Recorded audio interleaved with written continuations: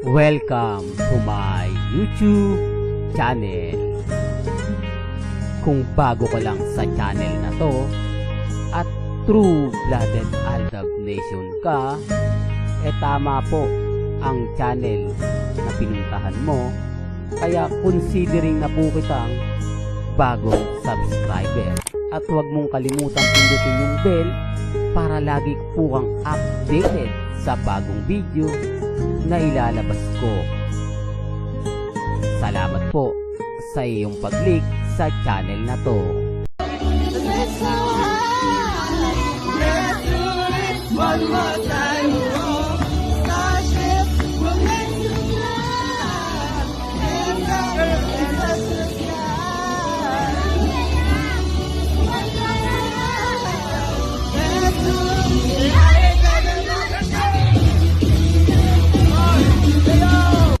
Welcome back mga kaaldab. Ito na naman po ang inyong lingkod, si Mr. Destiny.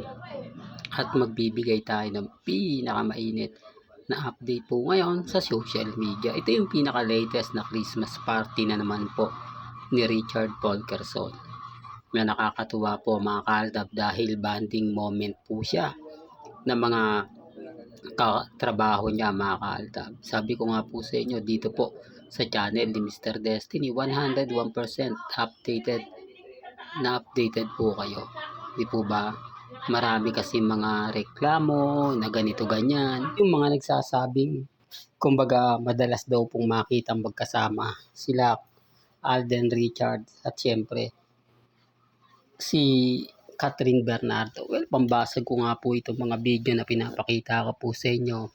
Pambasag ko po ito sa mga taong guilty. Di po ba yung ramdam mo na talagang apektado po sila. Di po ba?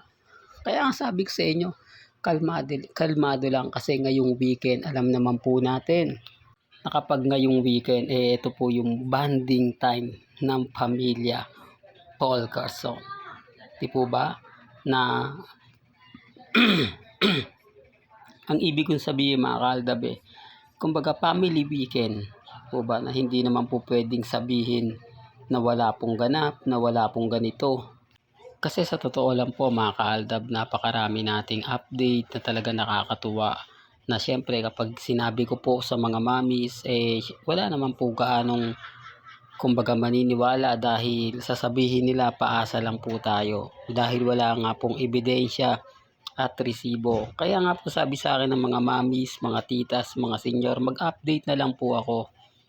Kumbaga sa mga ayaw pong maniwala, sa mga nagsasabing hindi totoo yung mga sinasabi natin, nire-respeto natin yan at ginagalang. Sabi nga po nila mahirap po talagang paniwalaan, lalo na nga po ngayong kumbaga naghahanap ng mga ebidensya at resibo. Gaya nga po ng pinapangako ko sa inyo o laging sinasabi, 101% updated po tayo. Especially po kina Alden Richards at kay Maine Mendoza. Hindi tayo magpapa-apekto, hindi tayo magpapadala.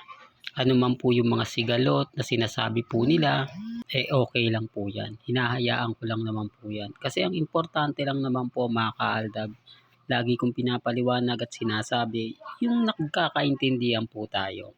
Yung mga taong nagmamahal pa rin po kina Alden Richards at kay Maine Paul Quezon. Lagi ko po itong sinasabi na yung mga baguhan po sa channel ko na hindi niya po alam yung buong kwento, yung buong istorya, na kapag mag-react, ulitin ko lang po, yung 2019 o 2015 hanggang 2019 lang po yung mga fans ni Mr. Destiny. Ito lang po yung mga totoong nagmamahal kay Mr. Destiny. Ito lang po yung mga nakasama, nakipagtulakan, pumila, kumbaga natulog sa Broadway para maagang makapasok sa loob, yung nagtiyagang kumbaga nagmagdamag para lang po makita sina Alden at si Mengay. Sila po yung nagmamahal kay Mr. Destiny. Kasi pag pumalo ka na ng 2019 at hindi mo naabutan yung mga sinasabi ko, magiging basher lang po kita. Sasabihin mo, fake news yan si Mr. Destiny. Hindi po ba? Pero kung simula't simula pa lang, subscriber na po kita. O hindi naman kaya naniniwala ka kila Mengay at Tisoy. Yun po yung pinaka, kumbaga, masasabi natin. Kasi yung mga baguhan lang po talaga ngayon, puro pambabas, pang-iinsulto, pang-iinis lang po yung mga sinasabi sa akin. Yung tipong gagawa po sila ng mga issue para lang po ako mapabagsak. Gagawa lang po sila ng mga issue para lang po mawala si Mr. Destiny. Na kung pupunta yung channel na yan, paasa lang yan. Di po ba? At hindi ko sila makukuha at makukumbinsi. Sabi ko nga po sa inyo, ang mga followers lang ni Mr. Destiny, yung talagang totoong nagmahal kila Mengay. At yung mga totoong nakausap, nakasama, nila Mrs. Paul Carson o nila Mr. and Mrs. Paul Carson, kasi sila po talaga yung nakakaalam.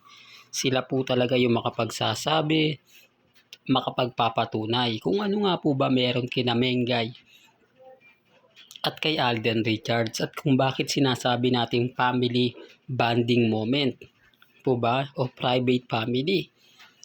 Ang dami nating mga ebidensya at resibo, kaya nga po tayo hindi mademanda, hindi magawang pabagsakin, hindi magawang siraan. Ang ibig kong sabihin, hindi po katulad ng iba na kapag bumagsak na daw na talaga. Di po ba na kapag gumawa ka ng issue, didemanda ka. Pero tayo, kita nyo naman po, anong sabi ni Alden Richards? Kung ano po yung ikasisya ng fandom, okay lang. Di po ba? Hindi po ba malaking insulto sa kanila yan?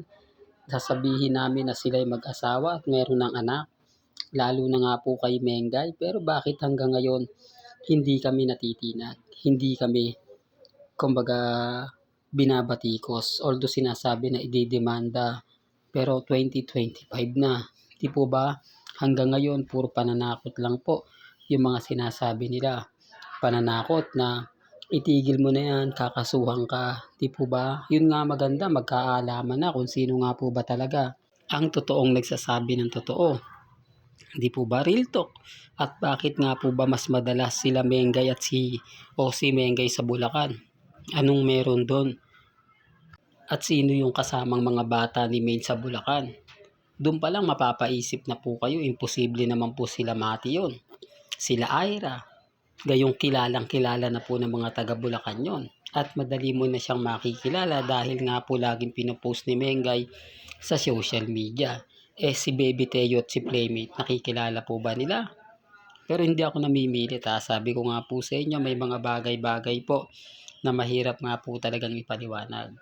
May mga bagay-bagay nga po na kumbaga mapapaisip naman po talaga kayo. Po ba? Yan ang mga pinupuntot lagi kong sinasabi. Kaya nga po yung matatag yung channel natin, hindi tayo basta-basta bumabagsak. Hindi tayo basta-basta nasisilaw sa mga sinasabi ng iba na magpalit ka na ng content, Mr. Destiny. Iwan mo na yung fandom ng Aldab. Magbago ka na. Mas marami kang viewers, mas marami kang subscriber. Gaya po ng pinangako ko sa mga mami, sa mga tita, sa mga senyor, na hindi po tayo magpapatinag. Hindi po tayo magpapaapekto at never po tayo magpapatalo sa kanila. Kasi alam naman po natin yung sitwasyon. Alam natin kung sino nga po ba talaga yung totoong nagmamahal kila Mengay at Tisoy at ano nga po ba ang ginagawa ng dalawa kapag family bonding moment. Di po ba? Sabi ko nga po sa inyo, ngayong family o ngayong weekend, nasaan nga po ba ang real life couple? Nasaan nga po ba ang totoong nagmamay-ari sa puso nila Alden at ni Maine? Ngayong wala nang akat din. Ngayong bagsak na yung cut din. At nagsisimula naman po yung sun din. Panibagong laban na naman po ito para po sa fandom ng Aldab Nation. Pero okay lang. At least natapos na po yung promotion. Masaya na po tayo dyan dahil hindi na po tayo ganong nababatikos. Hindi na katulad ng dati na panay post, panay update. Pati ako binibigyan ng mga post. Po ba? Ngayon wala po sila maibigay. Patunay lang po yan kung sino nga po ba talaga ang totoong nagmamahal kila Mengay at kay Alden Richards. Hanggang dito na lang po ang ating latest updates. Kaya kung gusto nyo pa po ng pinaka-latest at sariwang update, abay tumutok lang po kayo dito po sa channel ni Mr. Destiny para updated po kayo sa mga latest at sa mga bagong video po na ilalabas po natin maya-maya lang. Hanggang sa muli, salamat po sa panonood at pakikinig.